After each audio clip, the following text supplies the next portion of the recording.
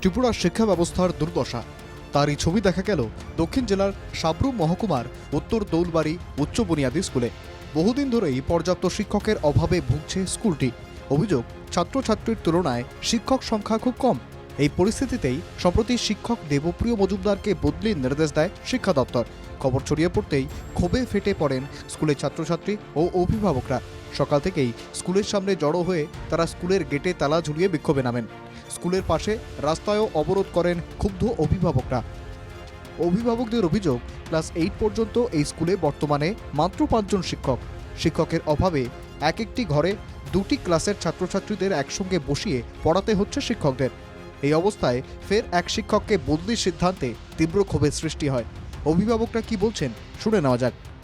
আমাদের স্কুলটাতে স্টুডেন্ট ঠিক আছে, মানে পাড়ার স্কুল হিসেবে যা আছে মানে মোটামুটি ঠিক আছে, কিন্তু সেই অনুযায়ী এখানে স্যার মানে শিক্ষক এটাই প্রচণ্ড কম। এবং এমনও স্কুলের মধ্যে এমনও কন্ডিশন, একটা ক্লাসে একটা রুমের মধ্যে 2টা ক্লাস শেয়ার করতে হয়, এর মধ্যে মাস্টার নেই।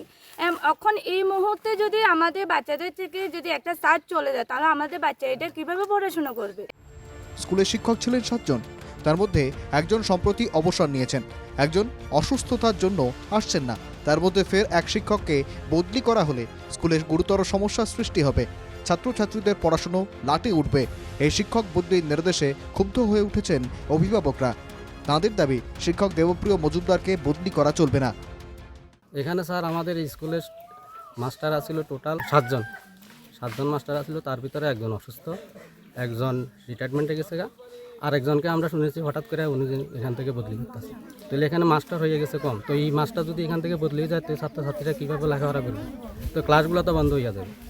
এখন আমাদের দাবি হচ্ছে যে মাস্টারকে কোনো কারণে দেওয়া যাবে। রাজ্যে শিক্ষা ব্যবস্থা বেহাল।